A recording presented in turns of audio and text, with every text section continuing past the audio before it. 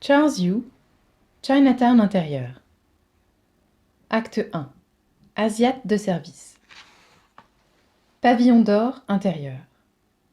Depuis tout petit, tu rêves d'être Mister Kung Fu. Tu n'es pas Mister Kung Fu. Pour l'instant, tu es oriental homme, à l'arrière-plan. Mais tu t'entraînes. Demain, tout peut arriver. Pavillon d'or intérieur. Depuis tout petit, tu rêves d'être Mister Kung Fu. Tu n'es pas Mister Kung Fu. Pour l'instant, tu es oriental homme qui fait une drôle de tête, mais tu t'entraînes. Demain, tout peut arriver. Attrape ce que tu peux. Essaie de construire ta vie. Une vie à la marge, faite de petits rôles. Willis Wu, acteur asiatique. Talent, Kung Fu, niveau moyen. Excellente maîtrise de l'anglais avec un accent asiate. Capable de prendre un air de honte extrême sur demande. CV, répertoire. Fils indigne, livreur, homme de main silencieux, tiraillé entre deux mondes. Type qui entre en courant et se prend un coup de pied dans la tronche. Immigré dans la galère, asiate de service.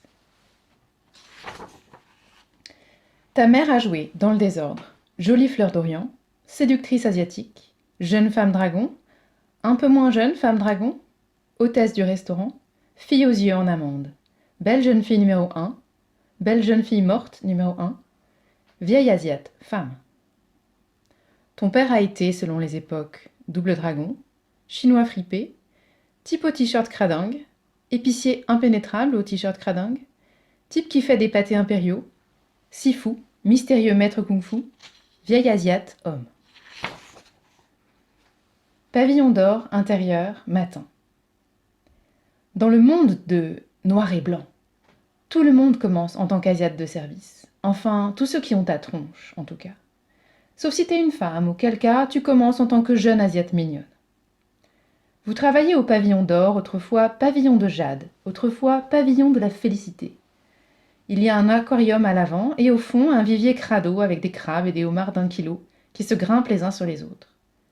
Des menus laminés suggèrent le plat du jour, toujours agrémenté d'un bol de riz blanc ou d'une soupe au choix, aux œufs ou aigre douce.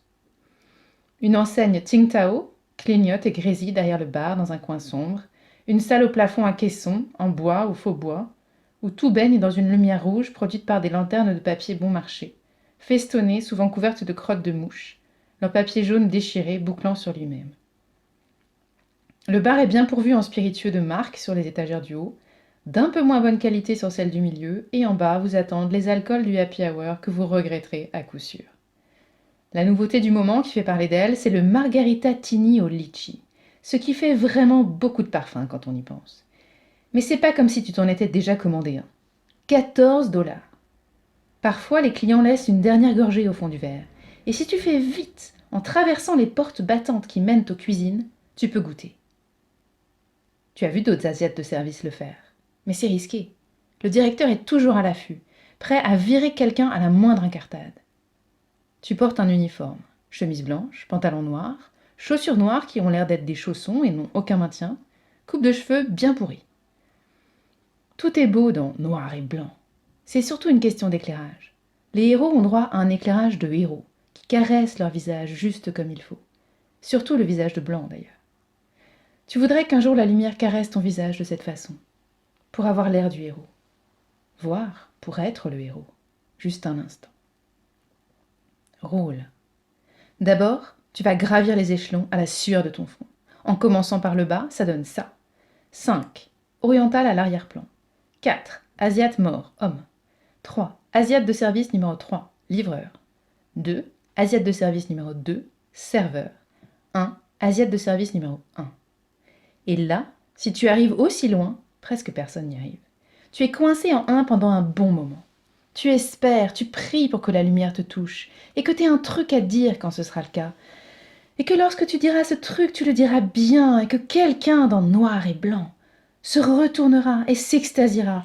Waouh, mais c'est qui ce mec? C'est pas juste un asiate de service, c'est une star.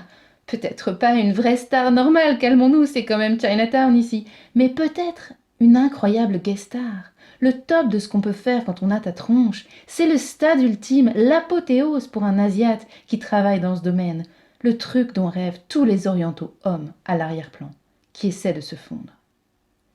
Mister Kung Fu. Mister Kung Fu n'est pas un stade comme les autres dans la hiérarchie. Le poste n'est pas pris en permanence, comme l'est le poste du mec tout en haut. Non, ça c'est le type par défaut qui se fait virer dès qu'il faut faire du Kung Fu. Seul un Asiatique incroyable peut mériter ce titre.